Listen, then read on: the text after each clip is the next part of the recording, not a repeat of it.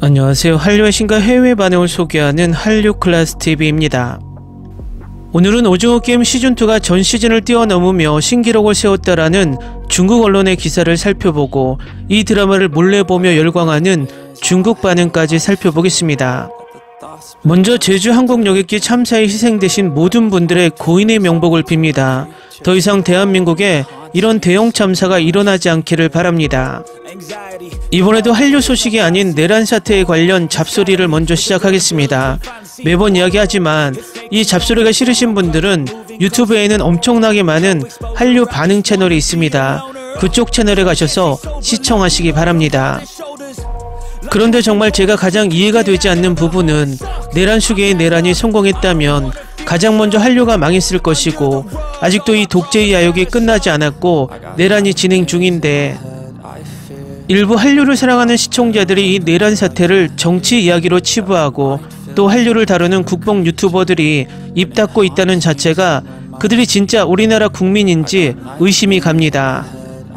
지금 상황을 보면 나라에 전쟁이 일어났고 많은 국민들이 저 독재를 꿈꾼 내란 수계와 그 추종자들과 열심히 싸우고 있는데 정치 이야기라고 치부하는 일부 사람들과 국뽕 유튜버들은 아무 일 없다는 듯 행동하고 있습니다. 이들은 일제강점기였다면 나라가 일본에 넘어갔는데 나와는 상관없다고 방관했던 방관자였을 것이고 또 목소리를 내지 않는 국뽕 유튜버들은 아마도 친일파가 되어 일본의 스피커 역할을 했을 거라 생각을 하게 됩니다. 또 다른 정말 고쳐쓸 수 없는 쓰레기들은 우리나라 조중동이라고 생각이 들고 특히 채널A와 TV조선은 반드시 다음 정권에는 폐방시켜야 할 방송 같습니다. 조중동이 왜 그렇게 991배 정권을 미는지는 다들 알겠지만 991배 유튜브와 똑같이 돈 때문입니다. 얘들은 언론이 아니라 그냥 장사꾼들입니다. 우리나라에서 광고비를 가장 많이 지출하는 기업은 삼성도 현대도 아닙니다. 가장 광고비를 많이 지출하는 기업은 바로 공기업들입니다. 991배 정부가 들어서면 이 공기업 광고를 조중동에 밀어줍니다. 결국 이 어마어마한 광고비를 꿀꺽 먹고 주구장창 991배 정부를 시쳇말로 빨아대는 것입니다. 결국 991배 정권은 돈으로 조중동의 기사를 사는 것이고 조중동은 충실하게 어용기사로 991배 정부의 여론을 좋게 만듭니다. 결국 이번에 계엄과 내란 사태로 조금 방송 분위기가 바뀌더니 다시 조기 대선을 앞두고 내란 수계와 민주주의 세력을 양비론으로 비교하며 스포츠 중계를 하듯 중계를 하고 있습니다. 이것들은 언론이 아닙니다. 누구나 아는 상식과 법을 비상식과 불법과 같은 저울에 올려놓고 국민들에게 성과 악의 대결이 아닌 정치게임처럼 물타기를 하고 있습니다. 그들은 나라가 독재국가가 되건 전체주의 국가가 되건 아무 상관이 없는 세력입니다. 그저 자신들의 주머니를 많이 채워주는 내란 수계와 같은 뇌 없는 것들이 나라를 지배하기만을 바랍니다. 또 이 조중동의 내란 수계를 탄생시키는데 엄청난 역할을 했다는 것을 기억하고 이번에 새로운 정부가 들어서면 이 언론 같지도 않은 찌라시 991배 방송신문들은 폐방과 폐간이 답입니다. 이들이 존재하는 한 제2의 제3의 내란 수계는 반드시 다시 우리 사회에 등장하게 됩니다. 각설하고 오징어 게임 시즌2는 전세계를 강타하며 항상 한류에 빠져 허우적거리며 우리 컨텐츠를 대놓고 공짜로 보는 중국에도 또 한 번 강타했습니다.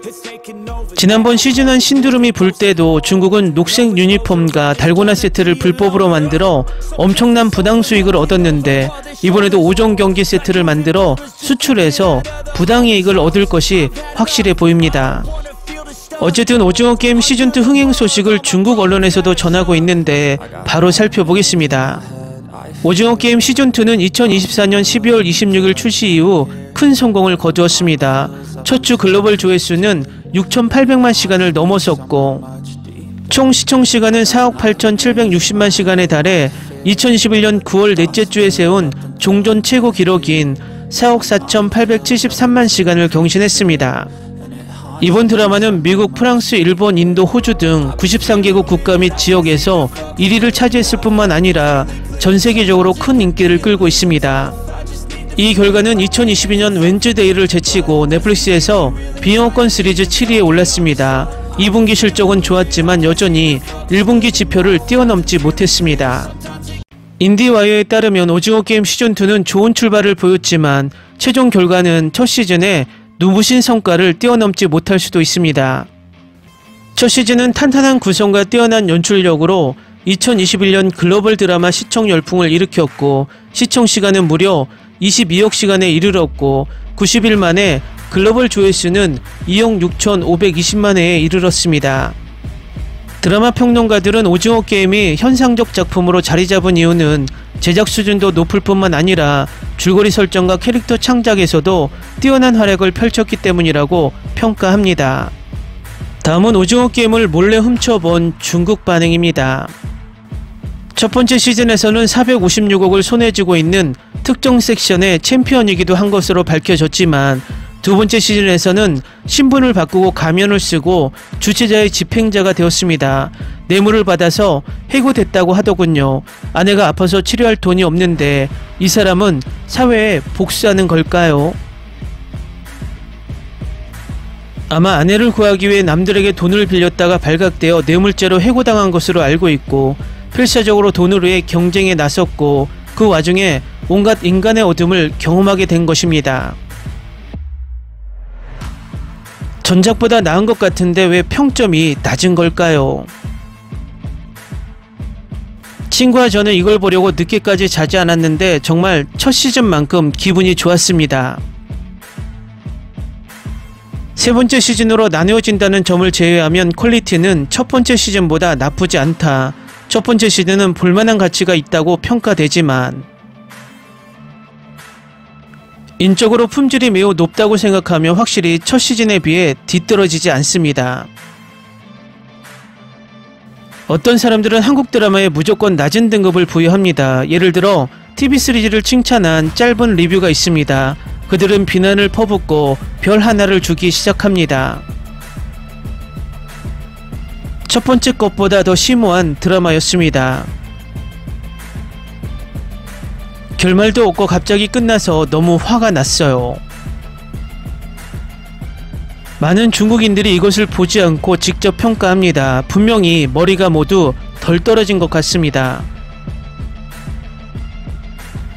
어쩌면 다들 기대가 너무 높아서 실망할 수도 있을 것 같아요. 한국의 문화 침략은 정말 강하다. 한국은 문화 수출 측면에서 정말 대단하다. 국내 어린이 게임은 오징어 게임 시즌1을 비롯해 영화와 TV 작품을 통해 홍보되고 있다. 일부 게임은 독창적이지 않고 다른 나라에서도 구할 수 있지만 외국인들은 이를 한국 게임으로 기본 인식한다. 중국 문화 결과물의 대부분은 짧은 비디오를 통해 전파됩니다. 하지만 어떤 영화나 TV 시리즈도 전 세계적으로 인기를 끌 수 없는 것 같습니다.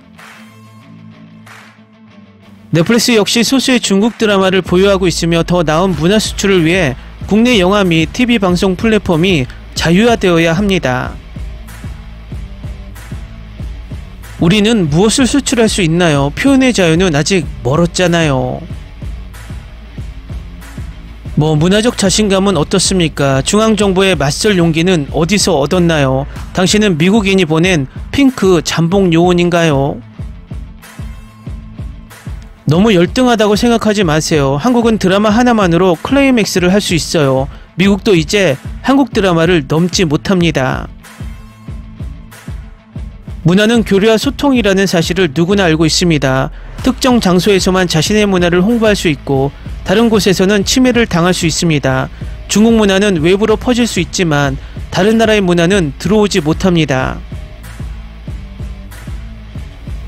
솔직히 특히 첫 번째 에피소드에 대한 기대치가 낮았습니다. 느리게 전개되고 캐릭터를 소개할 것으로 예상했지만 정말 그냥 날 날려버렸어요.